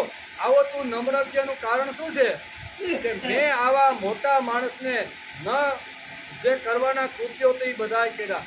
તેથી અહીંયા ઇંગ્લેન્ડનો બાદશાહ કે આવા હારા સૈનિકને, કેપ્ટનને મરાય નહીં. પણ હું તને કાયમ માટે એક શિખામણ આપું છું કે જ્યારે જ્યારે સમાજની અંદર તું વર્તન કરીને ત્યારે તારે સમજવાનું કે ઇંગ્લેન્ડનો બાદશાહ મારી સાથે છે, એટલે તારું વર્તન છે ને એ કાયમ માટે આવી રીતનું થઈ જશે. એટલે અહીંયા કહે છે યજ્ઞોપવિત સંસ્કાર શા માટે? તો કે ખભા ઉપર મેં બધા દેવતાઓને એક એક તાતણા ઉપર બધા દેવતાઓને બેસાડ્યા છે. પછી એમાં ચંદ્ર હોય, સૂર્ય હોય, અગ્નિ હોય, આ બધા એક એક તાતણા ઉપર એનું આહવાન કરીને મારા ખભા ઉપર મેં દેવતાઓને બેસાડ્યા છે. એટલું જ નહીં, ચારે ચાર જે વેદ છે ને એ બ્રહ્મગાંઠ સુધીના જે છે એ ગાંઠની અંદર પણ ચારે ચાર વેદોને આહવાન કરીને મેં મારી ધનોયની અંદર બેસાડ. તેથી યજ્ઞોપવિત એક સંસ્કાર છે અને એ સંસ્કાર લીધા પછી માણસ કોઈ દી અભદ્ર વર્તન કરે નહીં. શા માટે? કે દેવતાઓને મેં મારા ખભા ઉપર ધારણ કરેલા છે. એટલું જ નહીં, વેદોને પણ મેં ધારણ કર્યા છે. એટલે કે મેં વેદોને પણ ધારણ કર્યા છે. તો હવે 24 કલાક ઇંગ્લેન્ડનો બાદશાહ મારી જોડે છે એવી સમજ ત્યારે આજથી તારું વર્તન જે બદલી ગયું એવું રહેશે. આ દ્રષ્ટાંત એટલા માટે આપ્યું કે જનોય દ્વારા ઋષિમુનિઓએ આ જ રસ્તો આપણે બતાવ્યો છે. જનોય પહેરાવીને આ જ રસ્તો આપણે બતાવ્યો છે. અમે મંદિરમાં સિગારેટ કે માવા ખાતા નથી અને બહાર નીકળીને ખાઈએ છીએ. ભગવાન મારી અંદર છે, આ સમજણ આવે તો જીવન બદલાય. આપણને એમ છે ભગવાન ક્યાં છે? તો કે ભગવાન મંદિરમાં છે. એટલે આપણે અહીંથી બીડી પીતા કદાચ જો જાય ને તો મંદિર હારી નાખી. માવો ખાતા હોય તો માવો આપણે ત્યાં છોડી દઈ. આપણને શું લાગે છે કે ભગવાન મંદિરમાં છે, બહાર નથી. એટલે ભગવાનના દર્શન કરીને આવી અને સીધી ઓટલા ઉપર બેસીને બીડી જગાવી કે નહીં? આટલી સમજણમાં ફેરફાર કરવાનો છે. 24 કલાક ભગવાન મારી જોડે છે. ફક્ત ભગવાન આકાશમાં નથી, ફક્ત ભગવાન મંદિરમાં નથી, મંદિરમાં પણ છે, આકાશમાં પણ છે. એ જ ભગવાન 24 કલાક મારી જોડે છે. ઇંગ્લેન્ડના બાદશાહે કેપ્ટનને આ સંદેશો આપ્યો કે 24 કલાક ઇંગ્લેન્ડનો બાદશાહ મારી જોડે છે. તેથી અભદ્ર વર્તન તારું ક્યારેય થશે ને. એમ ઋષિઓએ પણ આપણને કીધું કે 24 કલાક ભગવાન તારી સાથે છે. તેથી તારી વાણી, તારું વર્તન, તારો વિચાર કોઈ દી અભદ્ર થશે. આટલી સુંદર અહીંયા ઉપનયન સંસ્કાર બ્રહ્મચર્યાશ્રમની અંદર ભાગવતકાર વેદવ્યાસ લખે છે અને ભગવાન શ્રી કૃષ્ણ પોતાના સ્વમુખે ઉદ્ધવને સમજાવે છે કે અહીંયા વર્ણ, આશ્રમ અને કુળ પરંપરા આ ત્રણ વાત જો માણસ સમજીને ચાલે ને તો માણસનું જીવન 100% બદલાય જાય. એમ કરીને અહીંયા સંસ્કાર આપવાની વાત કરે છે. જનોયના એક એક તાતણા ઉપર એક એક ભગવાનની પ્રાણ પ્રતિષ્ઠા કરવાની છે. પ્રથમ તંતુ ઉપર ઓમકારને મેં બેસાડ્યા છે. બીજા તંતુ ઉપર મેં અગ્નિનો આહવાન કરીને એ ધારણ કર્યું છે. ત્રીજા તાતણાની અંદર મેં નાગ દેવતાને મારા ખભા ઉપર આ તાતણામાં બેહાડ્યા છે. ચોથા તંતુમાં સોમને બેસાડ્યો. પાંચમા તંતુઓને પિતૃઓને બેસાડ્યા. છઠ્ઠા તંતુ ઉપર પ્રજાપતિને બેસાડ્યા. સાતમા વાયુને, આઠમા યમદેવ એટલે વિશ્વના દેવોને બેસાડું છું. આ પ્રાણ પ્રતિષ્ઠા આ 9 વિશ્વના દેવને બેસાડીને આ જનોની અંદર આ મંત્ર બોલીને એને યજ્ઞોપવિત કહેવામાં આવે છે, એની ધારણ કરવામાં આવે છે. મારા ખભા ઉપર આટલા દેવતાઓ જો બેઠા હોય તો મારું વર્તન કોઈ દી અભદ્ર હોઈ શકે નહીં. 9 સૂત્ર ઉપર દેવતાઓની પ્રાણ પ્રતિષ્ઠા થયા પછી વેદોની પણ પ્રતિષ્ઠા કરવામાં આવે છે. દેવતાઓને એક એક તંતુની અંદર બેસાડી દીધા અને પછી અહીંયા વેદોની પ્રતિષ્ઠા કરવામાં આવે છે. ઋગ્વેદને પ્રથમ સૂત્રે હું બેસાડું છું. યજુર્વેદને દ્વિતીય સૂત્રે બેસાડું છું. સામવેદને તૃતીય સૂત્રે બેસાડું છું. અથર્વવેદને ગ્રંથિ પર બેસાડું છું. આવી રીતે 4 વેદોની દ્રષ્ટિ અને વિચારધારા માન્ય કરવાની હોય છે. તેને યજ્ઞોપવિત સંસ્કાર કહેવામાં આવે છે. આશ્રમ વ્યવસ્થામાં ઉપનયન સંસ્કારની સુંદર વ્યવસ્થા છે. તેથી જ ભગવાન શ્રી કૃષ્ણે એકાદશા સ્કંદના અધ્યાય 10ની અંદર પ્રથમ શ્લોકની અંદર આશ્રમ વ્યવસ્થા સમજાવી છે. બ્રહ્મચર્યાશ્રમ, ગૃહસ્થાશ્રમ, વાનપ્રસ્થાશ્રમ અને સંન્યાસાશ્રમ, એમાં જે પહેલો આશ્રમ છે એને બ્રહ્મચર્યાશ્રમ કહેવામાં આવે છે. કામાચાર ઉપર એનો કંટ્રોલ રહેવો જોઈએ. 25 વર્ષ સુધી કોઈ કામના નહીં, કોઈ વાસના નહીં, ફક્ત વિદ્યા માટે તપસ્યા કરીને વિદ્યા પ્રાપ્ત કરવાની છે. આને ઉત્તમ સંસ્કાર કહેવામાં આવે છે. આ સંસ્કારની જરૂર છે. આશ્રમ વ્યવસ્થામાં પ્રથમ સ્ટેજમાં જ બ્રહ્મચર્યાશ્રમનો વિષય છે. સુંદર વ્યવસ્થા છે, પણ તે કોઈ જોતું નથી. પ્રથમ આશ્રમમાં ઉપનયન સંસ્કાર દ્વારા ભાગવતકાર વેદવ્યાસે નિયંત્રણ સમજાવ્યું છે. કામાચાર, કામભક્ષણ અને કામવાદ, આ ત્રણનું નિયમ 1 થી 25 વર્ષનું બાળક થાય ત્યાં સુધી એના ઉપર આ નિયંત્રણ રહેવું જોઈએ. તેથી કહે છે કે બ્રહ્મચર્યાશ્રમમાં બાળકને જ્ઞાનની પાસે, સાત્વિકતાની પાસે, સદગુણની પાસે લઈ જવું, એને ઉપનયન સંસ્કાર કહેવામાં આવે છે. બ્રહ્મચર્યાશ્રમમાં પ્રામાણિકતાથી જ્ઞાનનો સ્વીકાર છે. સાંભળીને બહુ સારું છે કહીને કેવળ માથું હલાવવાનું નથી. પ્રામાણિકતાથી જ્ઞાનનો સ્વીકાર કરવાનો છે. જ્ઞાનથી ભેદ મટી જાય. જ્ઞાન શા માટે છે? તો કે સમન્વયાર્થ જ્ઞાન છે, અભેદાર્થ જ્ઞાન છે, પરસ્પર કાર્યાર્થ જ્ઞાન છે. જ્ઞાનથી માણસ વચ્ચે એક્ય નિર્માણ થાય છે. જ્ઞાનથી વ્યક્તિનું જીવન બદલાય છે. જ્ઞાનથી માનવ અને ભગવાનનું એક્ય મજબૂત થાય છે. અહીં સુધી અમારે પહોંચવાનું છે. તેથી જ આપણા પૂર્વજોએ, ઋષિઓએ જ્ઞાનનો આગ્રહ રાખ્યો છે અને જ્ઞાન આપ્યું છે. એ જ્ઞાન અહીંયા પ્રથમ જે આશ્રમ છે બ્રહ્મચર્યાશ્રમ, એમાં જ પ્રાપ્ત કરી લેવાનું. આ બધું જે જ્ઞાન છે ને એ 1 થી 25 વર્ષમાં કરવાનું છે. તેથી તેને બ્રહ્મચર્યાશ્રમ કહેવામાં આવ્યો છે. ગુણો અને કર્મોના વિભાગ પ્રમાણે મેં 4 વર્ણો સર્જ્યા છે. તેનો કરતા છતાં હું અકર્તા અને અવિકારી છું. એમ ઉદ્ધવને ભગવાન અત્યારે બહુ સરસ કહે છે કે 4 વર્ણ, 4 આશ્રમ મેં જ સર્જન કર્યા છે. ચાતુર્વર્ણ મયા સૃષ્ટમ ગુણ કર્મ વિભાગ. ગુણ અને કર્મના વિભાગ પ્રમાણે મેં આ બધા વર્ણો નિર્માણ કર્યા છે. ગુણો અને કર્મના વિભાગ પ્રમાણે મેં 4 વર્ણો સર્જ્યા છે. તેનો કરતા છતાં તું અકર્તા અને અવિકારી જાણ. બ્રહ્મચર્યાશ્રમમાં બાળકની અંદર જે ગુણો પડેલા છે તેને બહાર કાઢવાનો પ્રયત્ન કરવો. બાળકની અંદર ગુણો તો પડેલા છે, પણ એ બહાર કાઢવાનો પિતા અને વૃદ્ધ દાદાએ પ્રયત્ન કરવો જોઈએ. તેથી સંસ્કારનું મહત્વ ભારતીય સંસ્કૃતિમાં સુંદર મજાનું ગાયું છે. વર્ણાશ્રમ આશ્રમનું સુંદર વર્ણન ભાગવતકારે બહુ કર્યું છે અને 4 આશ્રમનું વર્ણન ભગવાન કરવાના છે. આ પ્રથમ આશ્રમનું વર્ણન કરતા વેદવ્યાસ આટલી વાતો લખે છે. બરોબર. આવતીકાલે શનિવાર, પરમદી રવિવાર, 2 દિવસની રજા અને સોમવારે આપણે આવશું ને, ત્યાર પછી આ વર્ણ અને આશ્રમની વ્યવસ્થા ભગવાને વિસ્તારથી ઉદ્ધવને સમજાવવાનો પ્રયત્ન કર્યો છે. એટલે બીજો જે આશ્રમ છે ને એ ગૃહસ્થાશ્રમ છે. તે ગૃહસ્થાશ્રમના નિયમો, એમાં રહેણી કહેણી, એની વિચાર પદ્ધતિ, એની આચાર પદ્ધતિ કેવી હોય એ ભગવાને બહુ સરસ રીતે ઉદ્ધવને સમજાવી છે. આપણે પણ સોમવારે આવશું ને ત્યારે આ આશ્રમને સમજવાનો આપણે પ્રયત્ન કરશું.